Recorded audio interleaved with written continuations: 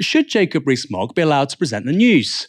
He's just one of a number of MPs who currently host current affairs or phone-in shows in the media. But now the regulator Ofcom has decided to look into what the public think about that.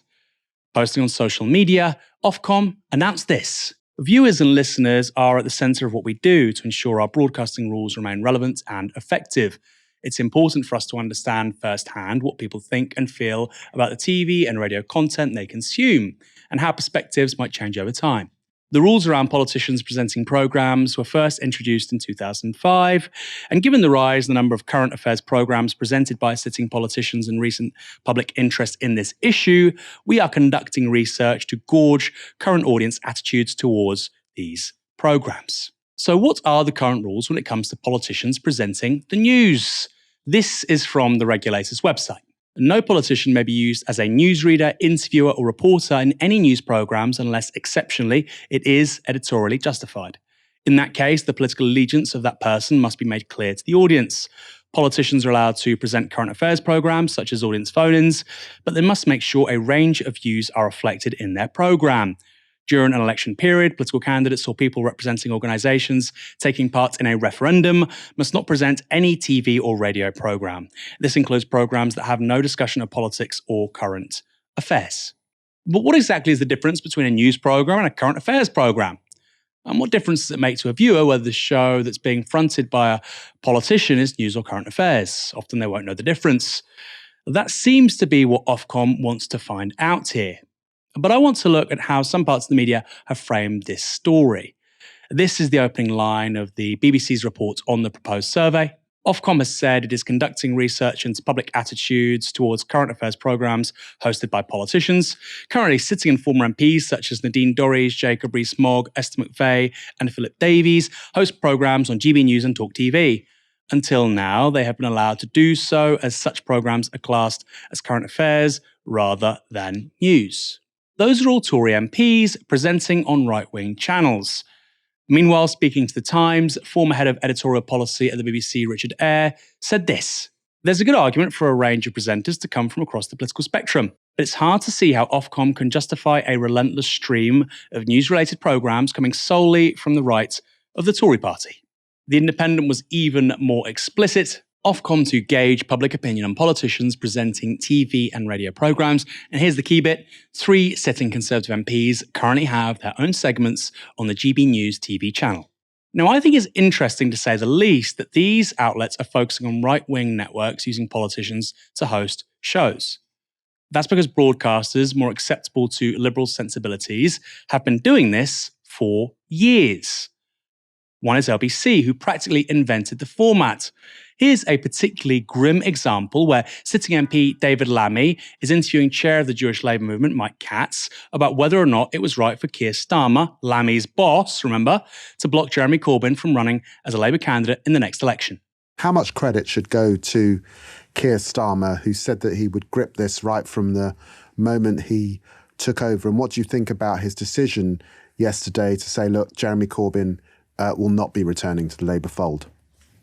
Well, firstly, I think it's a lot of the mechanical things that we as the JLM were involved in helping the party implement.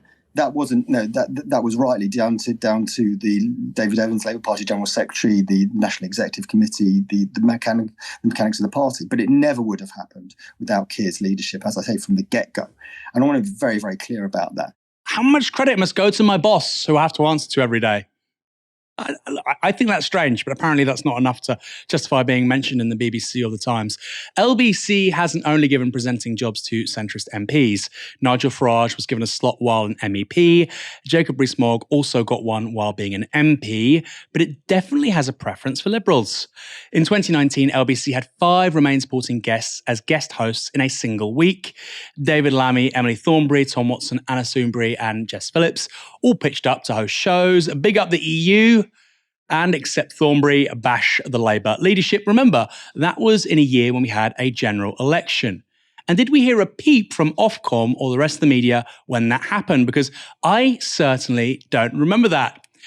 Michael, I know my views on this might be somewhat different to our audience, but I have watched this with exasperation, in fact, over the last 10 to 15 years, this growth of politicians presenting shows. And it started on LBC, and it infuriated me right back then. I think it shouldn't happen. I spoke to BBC Radio 4 last night saying precisely that. We need a limit between politicians and journalists. And yet Ofcom only cares now. Why is that? I do think there is something specific about GB News when it comes to sort of the media ecosystem, which is that it is more explicitly political than a lot of the other channels which exist. I mean, over the Corbyn years, what do we talk about a lot? That there are sort of two wings of politics which are basically excluded from sensible discourse. So our end of the left, and then the more Brexity right, which for a long period of time, when it comes to sort of mainstream political programming, were somewhat ignored. I think both groups there can claim that to some degree. What GB News is somewhat different, though, is that, I mean, you are just seeing a very specific section of the political spectrum over and over and over and over and over again. And I can see why. So I think you could argue that GB News sort of feeds into a kind of polarization that you see in the United States that LBC hasn't, for example. So if you have LBC on all day, you won't hear a Corbynite, right? So it's missing one section of the political spectrum, which I think is very important and a huge oversight, and one of the reasons why political journalism was so terrible between 2015 and 2019, and still is to this day. But GB News, if you watch GB News all day, you just get the perspective from a very, very specific sliver of the political spectrum, even if it's not less truthful than LBC, which is biased in its own way. I do think that to the body politic, there are risks which are specific to having a mainstream show which you can watch all day, and never hear a different perspective. If it's being streamed from TV, obviously YouTube channels is completely different. I do think there was some value to the idea that Ofcom meant that all channels on the radio or TV would have to pay some respect to this idea that you have to speak to different wings of the political spectrum. And I don't think GB News really does do that. I mean, they have like Gloria Del Piero on one day or whatever, but it's very specific what their schedule means. It's Nigel Farage, Jacob Rees-Mogg, Dan Wootton. If you watch that every day, you are getting a very specific set of news, which are quite different from everyone else. And you can see how that does go to a sort of Fox News American polarization where we're all kind of living on different planets situation. So I can kind of see where they're coming from. I see what you're saying. LBC were clearly doing it, but I do think LBC, I'm not even sure you can say it has a liberal bias. I mean, it's got Nick Ferrari in the morning, who's a proper right-wing populist. Then you've got James O'Brien, who's like a aggressive centrist. Ian Dale used to be a Conservative MP. It does seem to me, other than excluding the left, to be a reasonably balanced sort of distribution of political opinions. So I don't know, maybe you disagree. Well, actually, I do disagree, yeah, because for me, LBC encapsulates something really interesting. So people, when they talk about the centre, you need the centre, people think, oh, it's somewhere between the left and the right. And of course, that's where most people are, right? But the reality is actually what they mean is neither the left or the right. The centre is merely a reflection of elite interests. Because let's be real, most of the electorate is to the right of the Conservatives on crime, for instance, or asylum policy. And most of the electorate is to the left of the Labour Party when it comes to public ownership of things like energy, rail, mail and water. So the centre, you'd think, would be a combination of these things. And I don't agree with big parts of that. And yet the centre is none of these things. It's just status quo politics. So I don't think I quite buy that, Michael. I think LBC does have a very clear ideological inclination, which is broadly more of the same. And I think they entertained Farage until things got out of hand with Brexit. And particularly, I think, after 2018, where the Brexit Party was coming to the fore, and this was becoming a really serious political issue with a hard Brexit, he was dropped. So I think as long as it's a bit of fun, same of course with that awful woman, I won't remember her name, nor should I want to remember it, from The Sun. She was dropped from there too. Pardon? Katie Hopkins. Katie Hopkins. Yeah, she was dropped. I mean, but that was because she wasn't really significant. But you look at the political inclinations of the outlet, also its reporters, they come from a certain part of the political spectrum. But what I would say, Michael, is I remember I was watching that in February 2019 when you had 5 guest MPs all support Remain. I was shocked, Michael. I was shocked because we had, in a few months from that, we had local elections, we had European elections that May. This is in February. In 3 months' time, and it looked, I was like, this is a campaign. This isn't journalism. Right? It's one thing to have a roster of people turning up, they all think the same thing, but to invite 5 MPs and them all support Remain when you've got European elections in 3 months, so that wasn't quite clear at that point if they were definitely going to happen, and local elections in 3 months, my jaw dropped. And when I mentioned that kind of thing, people go, what the hell are you talking about? Don't be so stupid. And now apparently Ofcom's investigating the exact same thing. Yes, I think the extent of it's more obvious, but on the principle, I don't think it's anything new.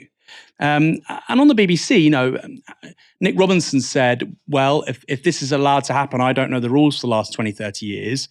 The person, you said Fox-style news, Michael, the person who I think brought this style of comment journalism, comment/news journalism to broadcast in this country was Andrew Neil, right?